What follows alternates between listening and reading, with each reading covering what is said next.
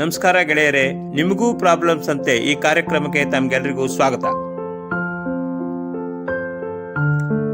Problems are increasing day by day in this world, in our society, in our office, in our own families and wherever we are. We should not escape from the problems. We have to increase our abilities to deal with the problems. ಸಮಸ್ಯೆಗಳು ದಿನೇ ದಿನೇ ಈ ಜಗತ್ತಿನಲ್ಲಿ ಜಾಸ್ತಿ ಆಗ್ತಾ ಇದೆ. ನಮ್ಮ ಸಮಾಜದಲ್ಲಿ, ಕಚೇರಿಗಳಲ್ಲಿ, ನಮ್ಮ ಕುಟುಂಬಗಳಲ್ಲಿ ನಾವಿರುವ ಎಲ್ಲ ಕಡೆ ಸಮಸ್ಯೆಗಳು ಜಾಸ್ತಿ ಆಗ್ತಾ ಇದೆ. ಸಮಸ್ಯೆಗಳಿಂದ ತಪ್ಪಿಸ್ಕೋಬೇಕಾಗಿಲ್ಲ, ಚಿಂತೆ ಮಾಡಬೇಕಾಗಿಲ್ಲ. ಸಮಸ್ಯೆಗಳನ್ನು ಬಗೆಹರಿಸುವಂತ ಜಾಣ್ಮೆ ಮತ್ತು ಸಾಮರ್ಥ್ಯವನ್ನ ನಾವು ಹೆಚ್ಚಿಸಿಕೊಳ್ಳಬೇಕು ಅಷ್ಟೇ. ಗೆಳೆಯರೇ, ನಿಮಗೊಂದು ಗುಡ್ ನ್ಯೂಸ್. ಇನ್ನು ಮುಂದೆ ಯಾರೂ ಸಹ ಯಾವ ಸಮಸ್ಯೆಗಳಿಗೆ ಹೆದರಬೇಕಾಗಿಲ್ಲ. ಅದೆಂಥದೇ ಸಮಸ್ಯೆ ಆಗಿರಲಿ, ಅಂತಹ ಸಮಸ್ಯೆಗಳನ್ನ ಎದುರಿಸುವಂತ ವಿದ್ಯೆ, ಬುದ್ಧಿ, ತಾಳ್ಮೆ ಮತ್ತು ಸಾಮರ್ಥ್ಯವನ್ನು ಹೆಚ್ಚಿಸಿಕೊಳ್ಳುವ ವಿಧಾನವನ್ನ ನಾನಿವತ್ತು ತಮಗೆಲ್ಲರಿಗೂ ಹೇಳ್ಕೊಡ್ತಾ ಇದ್ದೀನಿ.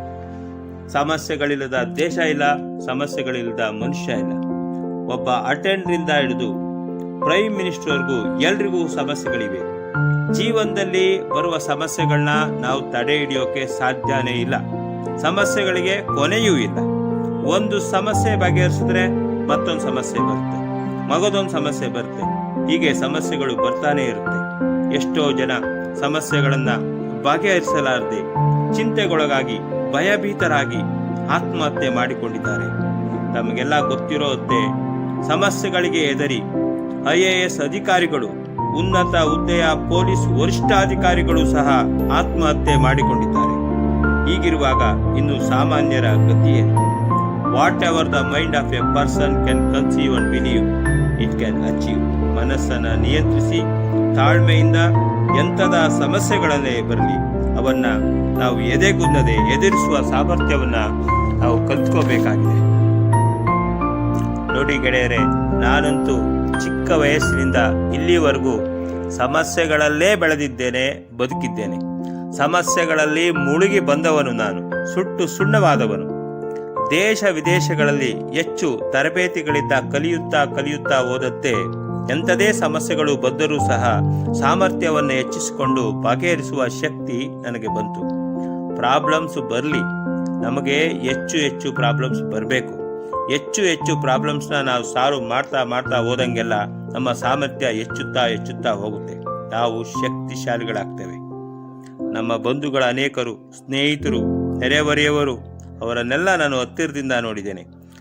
ಸಣ್ಣ ಸಮಸ್ಯೆಗಳಿಗೆ ಭಯಪಟ್ಟು ಪಲಾಯನ ಮಾಡಿದ್ದಾರೆ. ಇನ್ನೂ ಕೆಲವರು ಜೀವತ್ಯಾಗ ಮಾಡಿಕೊಂಡಿದ್ದಾರೆ. ಇನ್ನು ಮುಂದೆ ಇಂಥದಕ್ಕೆಲ್ಲ ಒಂದು ಫುಲ್ ಸ್ಟಾಪ್ ಇಡಬೇಕು ಅಂತ ನಾನು ನಿರ್ಧಾರ ಮಾಡಿದ್ದೇನೆ. ದೆಹಲಿಯಿಂದ ಬೆಂಗಳೂರಿಗೆ ವಿಮಾನದಲ್ಲಿ ಪ್ರಯಾಣ ಮಾಡ್ತಾ ಇದ್ದೆ.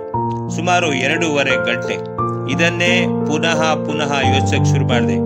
ಒಂದು ನಿರ್ಧಾರ ಮಾಡಿ ಸಂಕಲ್ಪ ಮಾಡಿಬಿಟ್ಟೆ.